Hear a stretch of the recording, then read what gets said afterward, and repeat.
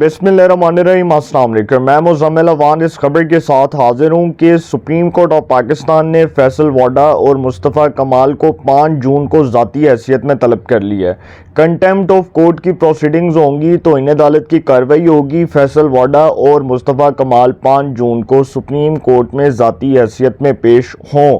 Supreme court का बुलावा आ गया। अब फैसल वाडा और मुस्तफ़ा कमाल ने जो प्रेस कॉन्फ्रेंस की, दरअसल जिसमें उन्होंने एक जज साहब जो उनको टारगेट किया और जस्टिस बाबर सत्तार को टारगेट करने का मकसद ये था कि फैसल वाडा और मुस्तफ़ा कमाल अपनी उस बात पर कायम है कि जज साहब ग्रीन कार्ड होल्डर हैं, ड्यूल नेशनैलिटी है और इन्होंने जो है वो इन्होंने गलत काम किया, इनके बकौल जो ये बात कर रहे हैं।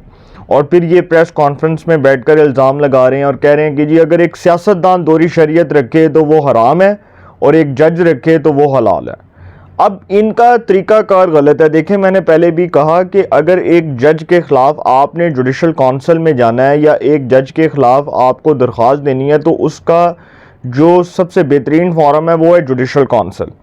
जस्टिस मुज़ाहिर अकबर नकवी साहब जो हैं उनके ख़िलाफ़ जब दरख्वास्त जानी थी तो उस वक्त जो वकील थे मियाँ दाऊद साहब, उन्होंने चुनाव किया था सुप्रीम जुडिशल काउंसिल का। सुप्रीम जुडिशल काउंसिल में गए, उन्होंने वहाँ पर जाकर दरख्वास्त दी और कहा कि जस्टिस मुज़ाहिर अकबर नकवी साहब जो हैं वो मिसकॉन्डक्ट के मुर्तकिब करार पाए हैं, उनकी इलीगल प्रॉपर्टीज़ हैं। उन्होंने सेंट जॉन पार्क्स जो फोर्ट्रेस वाली साइट पर है, सेंट जॉन पार्क्स, वहाँ पर जो उन्होंने महल खड़े किए हुए हैं, जो वहाँ पर उन्होंने प्रॉपर्टी ख़रीदी है, जिस तरह उनके साहिबजादे लॉ फर्म्स चला रहे हैं, मुस्तफ़ा वो क्या नाम था उसका, मुस्तफ़ा नकवी और मुर्तज़ा नकवी, आई थिंक इस तरह से उनके दो साहिबजादे हैं और उनकी लॉ फर्म्स भी हैं। फिर उनके गुजरांवाला में किस तरह से प्रॉपर्टीज़ हैं, प्लाजे हैं। तो उन्होंने अपने एसेट्स में इन चीज़ों को शो नहीं किया, लिहाजा उनको जज के ओहदे से बरतरफ कर दिया जाए और उनको मिसकॉन्डक्ट का मुर्तकिब करार दिया जाए। इसके ऊपर बहुत ज़्यादा देर लगी, खैर साल हो गया, साल बाद इस केस का फ़ैसला आया और वो जो फ़ैसला आया वो भी आपको पता क्या है। जस्टिस मुज़ाहिर अकबर नकवी साहब जो हैं वो मिसकॉन्डक्ट के मुर्तकिब करार पाए। सदर मुमलिकत ने उनको बरतरफ कर दिया बतौर सुप्रीम कोर्ट जज। पाकिस्तान की तारीख में पहली बार ऐसा हुआ कि अदालत ने अपने ही जज को अदालती कटहरे में खड़ा करके उसका एहतसाब किया और ये उम्दा मिसाल कायम की chief justice of Pakistan justice Qazi Faez Isa ने। ये एक बेहतरीन मिसाल कायम हुई। तो इसी तरह सर वो जो जस्टिस काजी फ़ाइज़ ईसा साहब ने फैसल वाडा और मुस्तफ़ा कमाल की प्रेस कॉन्फ्रेंस पर जो रद्द-ए-अमल दिया, उन्होंने कहा है कि बहुत बेहतर था कि पार्लियामेंट में जाते, वहाँ पर जाकर तनकीद करते। उन्होंने कहा कि तनकीद करनी है मुझ पर करें, पूरे इदारे पर ना करें। अगर आपने तनकीद करनी है तो तनकीद जायज़ करें, तामीरी तनकीद करें। अब उन्होंने क्या बातें की हैं उसके ऊपर मैं बाद में बात करूँगा, लेकिन मुस्तफ़ा कमाल साहब ने जो बातें की हैं, जो उन्होंने प्रेस कॉन्फ्रेंस में बातें की, उन्होंने कहा कि एक जज जो है वो दोहरी शरीयत पर अवामी नुमाइंदे को घर बेच सकता है और खुद इसके लिए ये पाबंदी क्यों नहीं। दोहरी शरीयत पर कोई रुकने कौमी असम्बली नहीं बन सकता। तमाम इदारों में दोहरी शरीयत के कवानीन लागू होने चाहिए। मुल्क में जारी खलफशार की वजह रियासत में कशमकश है। इस तरह की सियासी सूरत हाल से एक सियासी कारकुन खामोश नहीं रह सकता। उन्होंने कहा कि अदलिया ने नवाज शरीफ को बेटे से तनख्वाह ना लेने पर घर भेज दिया। अदलिया जैसे इदारे के कोलोफेल में तजाद नजर आता है।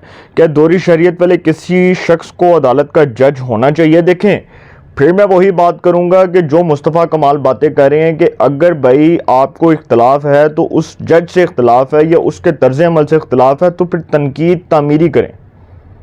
फिर तनकीद का मकसद ये है कि अगर आपको उस जज के तरीक़ाकार से इख्तलाफ है, 2 पॉइंट्स मैंने डिस्कस करने हैं। पहला तो आप पूरी अदालत को नहीं रगड़ सकते। पहली बात कि आप पूरी जुडिशरी को ब्लेम नहीं कर सकते। जिस जज के ख़िलाफ़ आप दरख्वास्त देना चाहती हैं या जिस जज के ख़िलाफ़ आपकी शिकायत है, उसका बेहतरीन फोरम है सुप्रीम जुडिशल काउंसिल। वहाँ जाएँ, वहाँ जाकर दरख्वास्त दायर कर दें और वहाँ पर जाकर कहें कि जी अदालत में उनकी सुनवाई होनी चाहिए। आप ही के बकौल आपकी सुनवाई होनी चाहिए तो आप अदालत में जाएं। आप यहाँ पर क्या कर रहे हैं? ये पार्लियामेंट को ये प्रेस क्लब में बैठकर प्रेस कॉन्फ्रेंस करने का मकसद क्या है? पीआईडी में बैठकर प्रेस कॉन्फ्रेंस करने का मकसद क्या है? प्रेस इंफॉर्मेशन डिपार्टमेंट में बैठकर प्रेस कॉन्फ्रेंस करने का मकसद क्या है? मुझे समझ नहीं आई। ان کا طریقہ کار غلط ہے فیصل واڈا اور مصطفیٰ کمال کا، ان کو اپنے طریقہ کار پر نظر ثانی کرنی چاہیے۔ سپریم کورٹ نے جی دونوں کو 5 جون کو ذاتی حیثیت میں طلب کر لیا۔ اب چیف جسٹس نے کیا باتیں کی ہیں؟ Chief justice of Pakistan justice Qazi Faez عیسیٰ نے کہا کہ دونوں آ کر ہمارے منہ پر تنقید کر لیں۔ فیصل واڈا کو اور مصطفیٰ کمال کو کہا، انہوں نے کہا کہ پریس کلب میں پریس کانفرنس کیوں کی؟ پارلیمنٹ میں بات کرتے پارلیمنٹ بالا تر ہے، پھر بھی وہاں پر ججز کے کنڈکٹ پر بات نہیں ہو سکتی۔ چیف جسٹس نے کہا کہ معلوم ہے کہ عالمی رینکنگ میں ہمارا نمبر 137 ہے۔ کراچی والے ایک صاحب آئے، کہا بھٹو کے ساتھ یہ کر دیا وہ کر دیا، ہم نے غلطی تسلیم کی، اگر میں نے کچھ غلط کیا تو مجھے کہیں، پوری عدالت کو نہ کہیں۔ انہوں نے کہا کہ بندوق اٹھانے والا اور گالی دینے والا کمزور ترین شخص ہوتا ہے۔ انہوں نے کہا کہ بندوق اٹھانے والا اور گالی دینے والا کمزور ترین شخص ہوتا ہے۔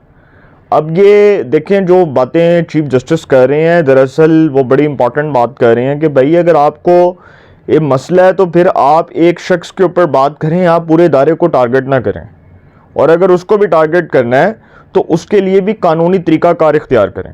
یہ نہیں کہ منہ اٹھا کر کے جی اس کے خلاف پریس کانفرنس کر دی۔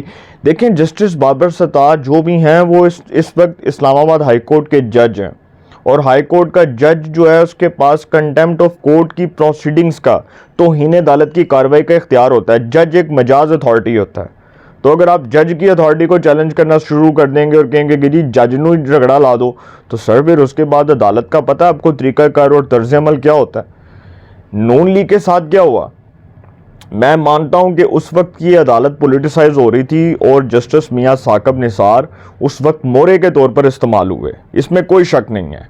نون لیگ کے جتنے لوگ تھے، نہال ہاشمی نے، طلال چودھری نے، دانیال عزیز نے بات کی، خیر دانیال عزیز کا تو نون لیگ سے کوئی تعلق نہیں ہے، لیکن دانیال عزیز کا قصور کیا تھا کہ انہوں نے صرف جسٹس اعجاز الحسن کے بینچ میں بیٹھنے اور ان کے جواب دینے یا ان کے فیصلہ دینے پر اعتراض کیا تھا، ان کو پکڑ کے نااہل کر دیا۔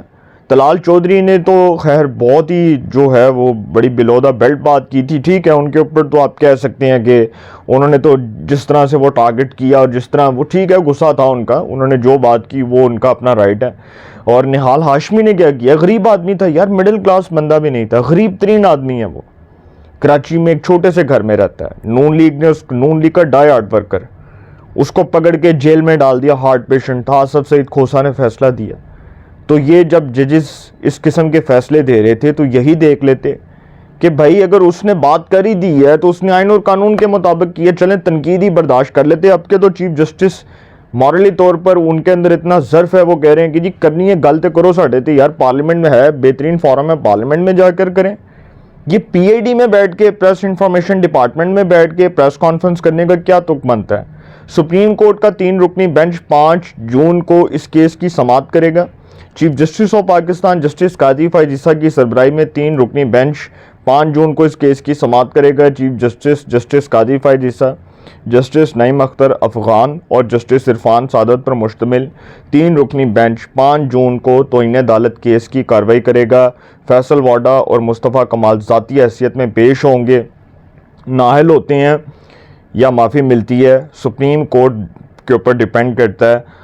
آنے والے دن بڑے امپورٹنٹ ہیں، آنے والے دنوں میں مزید سیاسی ڈیولپمنٹس ہوں گی۔ اپنی رائے کا کمنٹس میں ضرور اظہار کیجئے گا۔ انشاءاللہ ایک نئے سیگمنٹ کے ساتھ پھر ملاقات ہوگی۔